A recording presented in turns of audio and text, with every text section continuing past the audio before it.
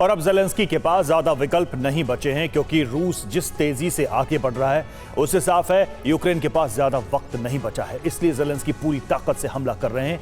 एक खास तरह के ड्रोन से रूस पर हमले किए जा रहे हैं, लेकिन रूसी सेना रुकी नहीं है। कुर्स्क से लेकर डोनेस्क तक यूक्रेनी सैनिकों को पीछे धकेला जा रहा है। इस बीच एक बड़ा खुलासा हुआ है कि अमेरिका की बड़ी लापरवाही से यूक्रेन जंग में पिछड़ गया है। आखिर क्या थी वो लापरवाही जिसने रूस को 5 महीने का वक्त दे दिया, जिससे वो यूक्रेन को तबाह कर सके? इस एक्सक्लूसिव रिपोर्ट में जानिए। अब वक्त आ गया है जब कभी भी यूक्रेन का सरेंडर हो सकता है।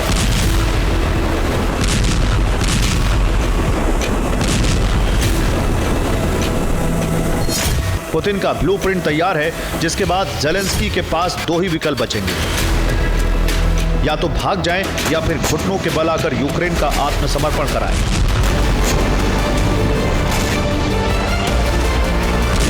UEM जयपुर एक आदर्श लक्ष्य है। भावी छात्रों के लिए अच्छी नौकरी, भविष्य के लिए तैयार कौशल के साथ अच्छी शिक्षा। अगर ज़ेलेंस्की ने हिमाकत दिखाई तो यूक्रेन का खात्मा तय है, क्योंकि पुतिन की सेना ने दक्षिण पूर्वी यूक्रेन पर करीब करीब कब्जा जमा लिया है। अब सैनिक तेजी से कीव की तरफ बढ़ रहे हैं।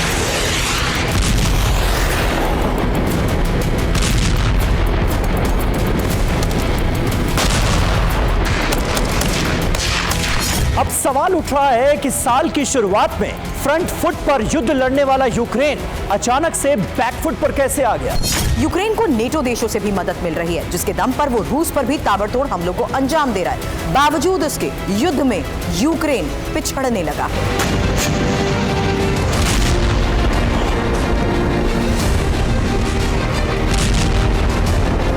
दरअसल इसके पीछे अमेरिका की एक बड़ी लापरवाही है, जिसने यूक्रेन को बढ़त बनाने के बावजूद पीछे हटने पर मजबूर कर दिया।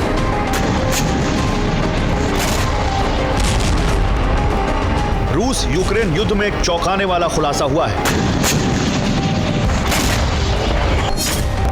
यूक्रेन की धरती पर रूस की बढ़त के पीछे बाइडेन की लापरवाही है, क्योंकि अमेरिका ने यूक्रेन को हथियार देने के लिए प्रतिबंध लगा दिया था।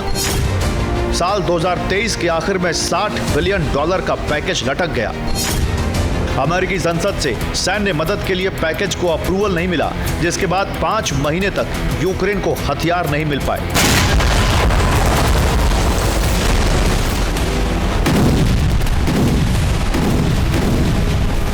5 महीने के बाद 1 जनवरी 2023 को अमेरिकी संसद में यूक्रेन को सैन्य सहायता दिए जाने के पैकेज का अप्रूवल मिला।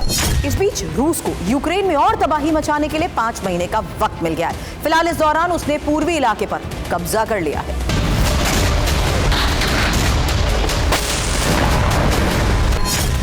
खार्किव, लुहांस्क, डोनेस्क, ज़पोरिजिया, खेरसोन और ओडेसा के 50% से ज्यादा हिस्से पर रूस ने कब्जा जमा लिया है।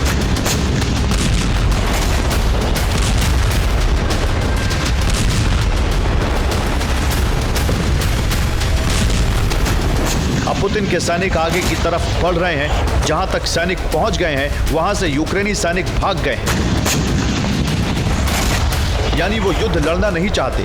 इसका सीधा मतलब है कि अब युद्ध ज्यादा दिन का नहीं बचा है, लेकिन पुतिन कीव सरेंडर के बाद अगले टारगेट पर काम करने लगे हैं।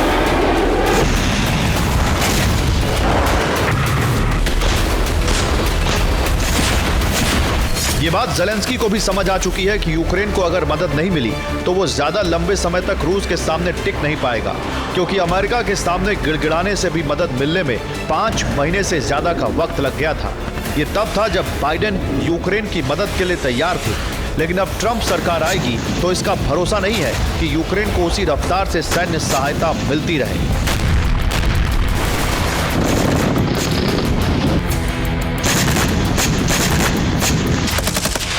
हालांकि नेटो देश यूक्रेन को हथियार सप्लाई कर रहे हैं, क्योंकि यूरोप में वो रूस का दबदबा नहीं चाहते, इसलिए यूक्रेन से युद्ध में रूस को उलझाए रखना चाहते हैं। अब यूक्रेन को ड्रोन की खेप भेजकर रूस में तबाही का मंसूबा पाला है, जिसके दम पर यूक्रेन ने रूस के कई इलाकों में जबरदस्त हमले किए। खासतौर से एनर्जी सेक्टर को निशाना बनाया। साथ ही ट्रांसपोर्ट रूट पर भी ड्रोन हमले किए जा रहे हैं, जिससे सैनिकों तक हथियार और रसद नहीं पहुंच पाए।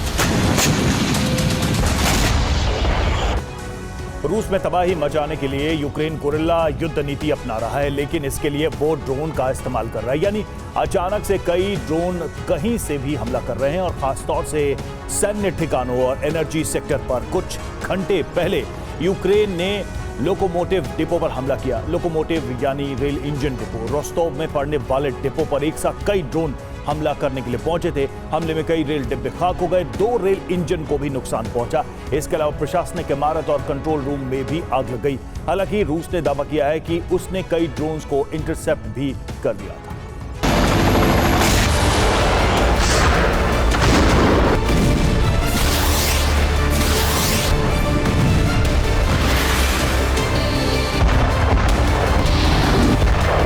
सिर्फ रेल डिपो पर ही नहीं, बल्कि यूक्रेन ने कई और ठिकानों पर हमले के लिए गुरिल्ला ड्रोन की पूरी बटालियन भेजी थी, जिसने कई शहरों में हमले किए।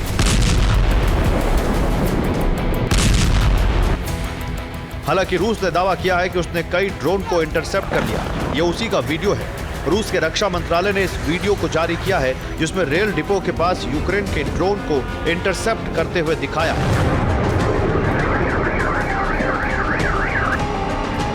लेकिन कैसे हवा में ड्रोन को ध्वस्त कर दिया।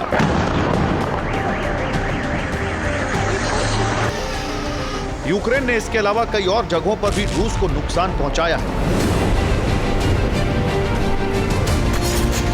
रोस्टोव में ड्रोन स्ट्राइक। इसके अलावा डोनेस्क में रूसी सैनिकों पर ड्रोन से हमले किए गए। यहां तक कि क्रीमिया पर भी ताबड़तोड़ हमले हुए। साथ ही रूस की ब्लैक सी फ्लीट पर सी ड्रोन से अटैक किए गए।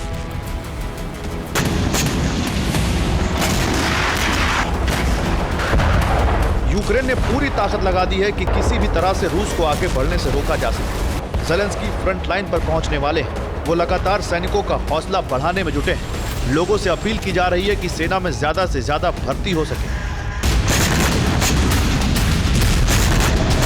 दरअसल ज़ेलेंस्की को इस बात का अंदाजा हो चुका है कि अमेरिका में डोनाल्ड ट्रंप के आने के बाद से सैन्य मदद मिलनी बंद हो सकती है।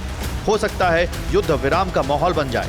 इसलिए यूक्रेन रूसी सैनिकों को पीछे खदेड़ने की कोशिश में है, जिससे ज्यादा से ज्यादा जमीन वापस ली जा सके। इसके लिए यूक्रेन को नेटो से हथियार मिल रहे हैं, जबकि नेटो देशों ने ड्रोन तकनीक दी है, जिससे यूक्रेन हल्के और मारक ड्रोन का प्रोडक्शन कर रहा है। उन्हीं ड्रोन से पिछले 24 घंटे में रूस पर कई हमले किए गए। इसके अलावा नेटो देश ट्रंप को इसके लिए तैयार कर रहे हैं कि अमेरिका हथियार देता रहे, क्योंकि यूक्रेन को मिलने वाली सैन्य मदद का आधे से ज्यादा हिस्सा अमेरिका से ही मिलता रहा है। अगर ट्रंप ने मदद रोकी तो यूक्रेन का खात्मा तय है। नेटो को डर है, अगर यूक्रेन पर रूस ने कब्जा कर लिया तो पुतिन फिर आगे बढ़ेंगे। एक एक करके रूस के पास पड़ने वाले नेटो के सदस्य देशों पर हमला करेंगे। ऐसे में रूस को रोकने के लिए फिलहाल सिर्फ एक ही रास्ता है कि यूक्रेन से युद्ध लंबा खींचा जाए, जिससे रूस युद्ध में फंसा रहे। Bureau report, TV9 Bharatvarsh.